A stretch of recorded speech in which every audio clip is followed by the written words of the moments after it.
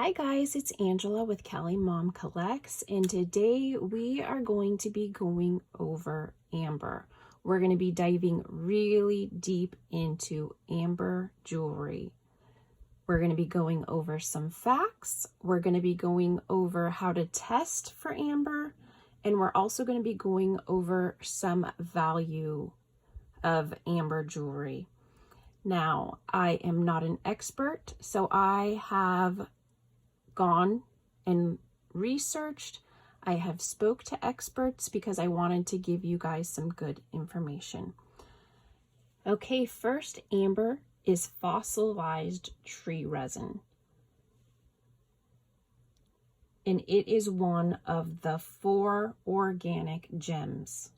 It is not a stone, but it is an organic gem. There are 4 of them: amber, coral, ivory, and pearls. The oldest piece of amber ever found is 320 million years old, and it was discovered in Illinois in a coal mine by researchers in 2009. But the majority of the amber that we find is younger than 90 million years old. We're still talking millions and millions of years old to form this fossilized gem, which I think is so amazing. So to have some pieces that are that old, I think are awesome. And I am definitely gonna hold on to a couple of my favorite pieces and have that to pass down to my children, and hopefully they'll pass that down to theirs. I just think it's a pretty amazing thing. Amber has been found in more than 300 colors. The most common colors are the ones like you see here in the tones of oranges and yellows and in these shades. But there can be amber in hues of greens and blues, and that is because of the inclusion of plant material from the tree. I don't have any of those really rare colors. There's white, but most people don't. This is what you're seeing here is the most common, which here's my fake amber, but these are some of my pieces. There are quite a few ways to test for amber, some in which I would never do. I will go over the tests that I don't recommend. But first and foremost, when you first see it, the easiest way to know is amber is going to be light. It's not a stone, so it's not going to have, like, the glass and stone are going to have that heavy, cold feel. So pick your piece up and feel it. It's not going to be heavy and cold. It's going to be lighter and more of a room temperature. And sometimes you'll feel like it's not going to be slippery like glass and stone. It's going to have a little bit more of a stick to it. So that's just when you first see it. Those are some things that you can do right away. Then there's more testing that we will go over that requires a little bit of tools and a little bit of time. Some of the tests that I do not recommend that I have seen in my research: the hot pin test. I have no idea who would stick a hot needle in their amber piece of jewelry, because to me, as a collector, you've just ruined it. I will never ever stick a hot needle in any of my amber jewelry, ever. So personally, I don't recommend that test. I know people do it. I know it's out there. When you do your research, you're going to see that that's one of the tests to do. But me personally, and this is just my opinion, I don't recommend it. I don't recommend ruining or putting holes in any of your jewelry. And it also is said that amber, when heated, will have a pine scent, kind of like a scent. And that's how you can tell amber from plastic, because plastic will have that kind of camphor smell. But There's other tests that I prefer over the hot needle and warming your amber up. I don't want to do anything that might damage my pieces. So, but you guys can do your research and do what you like. This is just my opinion in this video. One of the ways to test amber is the salt water float test. In this bowl, I have 2 cups of water and 5 tablespoons of pure sea salt. If the amber floats, it is real amber. If it sinks, it is not amber. It is said in the research that I have found that amber will always float, where your thermoplastics or glass will sink. So, now, this test is not a test that you can do if your amber is set in some type of setting like this sterling silver bracelet, because any of the metal pieces, the silver pieces or anything like that will make your piece sink. So you can't do the saltwater test for your jewelry that is in a setting already. But in this raw amber necklace that I have, some of the pieces fell off. So I'm going to show you guys those.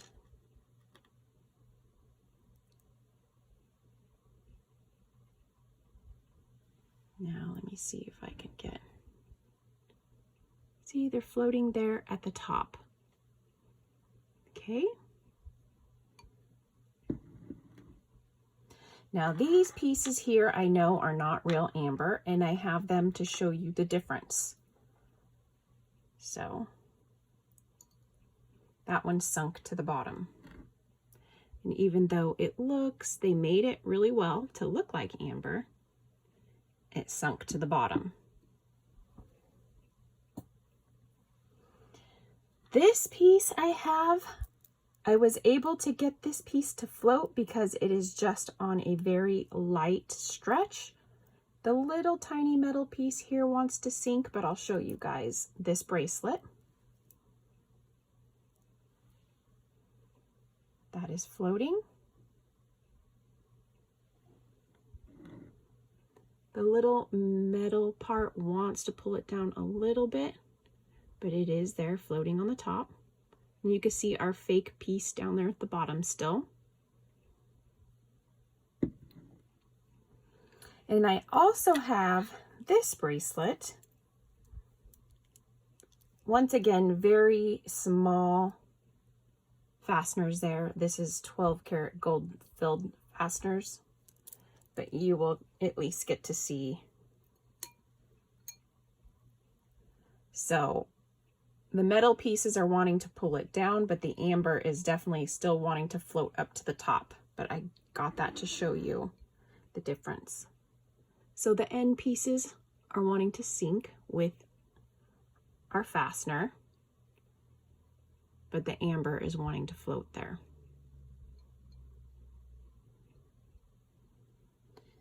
So this is the saltwater float test. Real amber will float, fake amber will sink. Right down there to the bottom.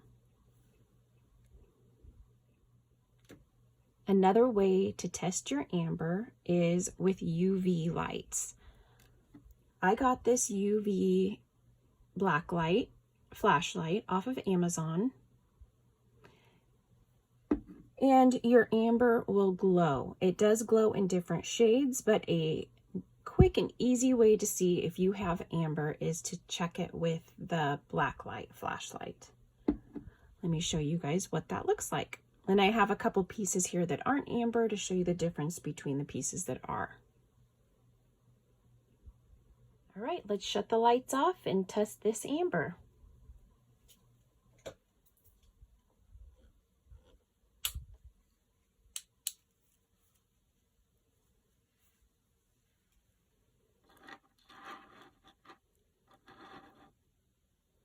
Can you see how it glows?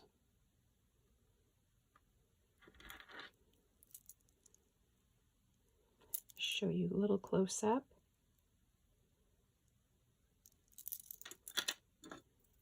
These are the pieces that are set in the silver.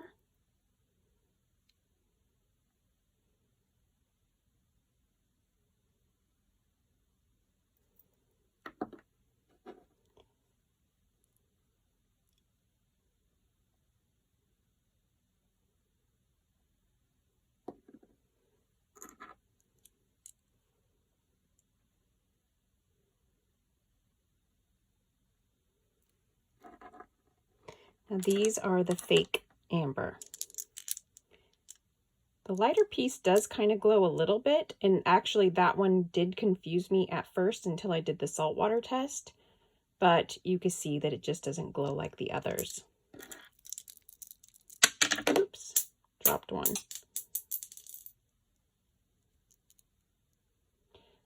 I put the real amber on top so you can see the difference. Okay, let's turn the lights back on. Well, let's look at the big one real quick. I'm making a mess. Look at that. So that's what it looks like when it's glowing under the black light.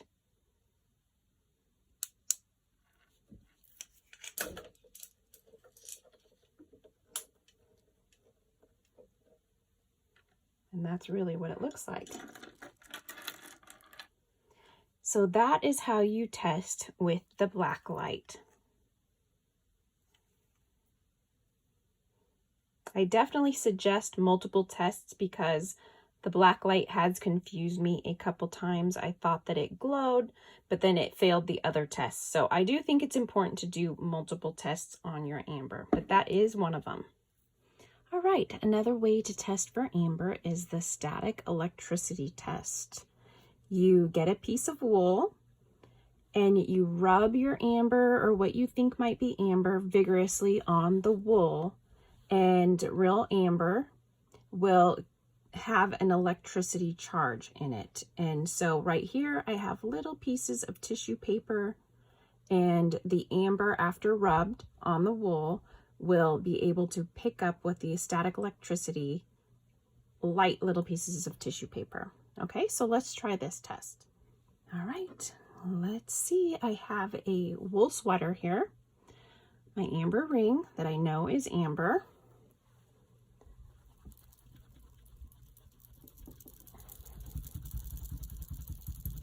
Rub vigorously on the wool.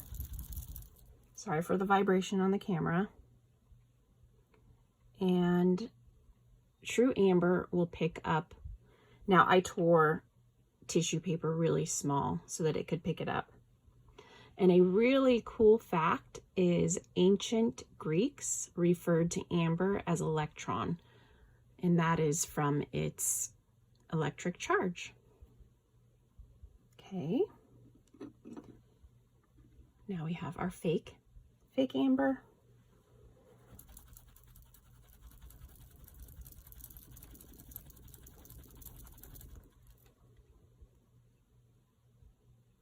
No pull. So keep in mind too with these tests that we are testing for true ancient amber. You still may have a piece of copal, but we're not going over copal. We want to know if we have true ancient amber. Okay, now let's talk value. Now, I have told you guys before, I am not an expert. I share with you guys things that I've learned along the way, share my experiences with you guys, the knowledge that I've come across, but I am not an expert. So I went to one. I don't know, I'm sure most of you guys have heard of Dr. Lori V. She is also on YouTube and she is amazing. I totally suggest that if you are a reseller or a collector, follow her. She will teach you so much. So even before I started really diving into amber, I knew from her, from watching one of her shows, that the darker the amber, the better. So I thought that these earrings here with this dark amber would be valuable. Now, as you can see, the ring here, it's a lot lighter. Let's see. and it's more valuable because it is aged more. The darker amber gets over time after it's been exposed to air. And so, yeah, true collectors of amber would like the pieces that were probably darker. Now, if you're just getting it for jewelry and wanting to wear it, then it doesn't really matter. Like, this is a beautiful ring as well. But as far as value goes, the darker the better. So these are the pieces that I got appraised by her, and I'm going to go over one by one what she said these pieces were worth. And then you could kind of gauge if you guys have something similar, then you will know what the value of that piece is. Okay, so let's start with the least. We'll go from least to most, and then you guys can see if you knew what would be the most valuable. So the least value out of these 4 pieces is this ring. Even though this piece of amber is really big, it is probably, let me see, an inch, I would say, an inch long. No, a little bit more than an inch. And it is set in sterling silver, and it is vintage, and you could totally tell by the design and the tarnish on this silver. The value on this ring is $150 to $200, she says. And then she also gave me a tip that if you're wanting to get a little bit more for your pieces, generally in the months of November, December, near the holidays, you can add another $50 onto the value of your pieces. So I'm considering that. I haven't decided yet when and what pieces I'll be selling. So this ring, the value is roughly $200. Okay, so then the next piece are the earrings. Nice color on this, and this is Baltic Amber.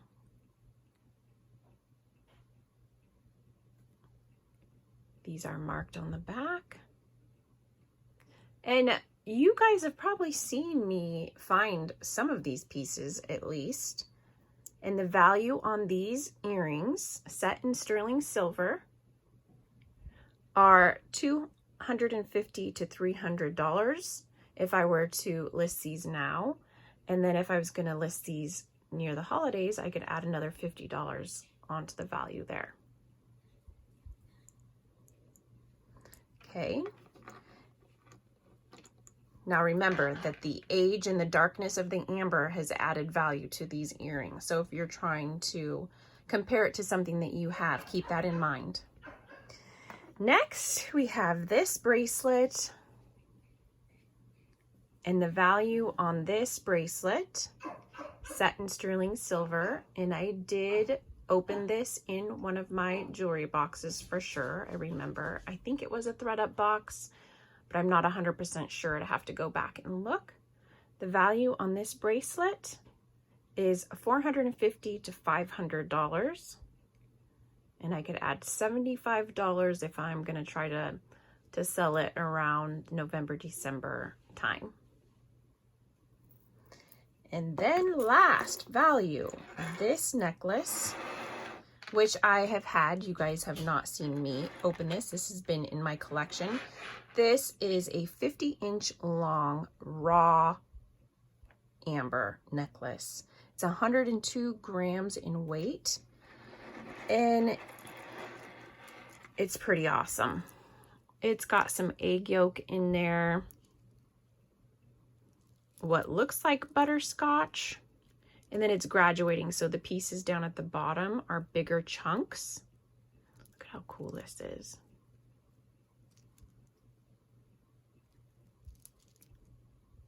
The value on this necklace is $650 to $700.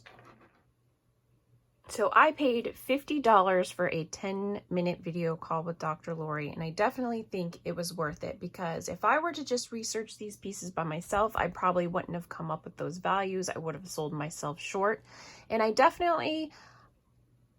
okay with quick flips when it's just something average, but if I think that I have something that is valuable, I'm okay with listing it for a higher amount and being patient until I get what it's actually worth.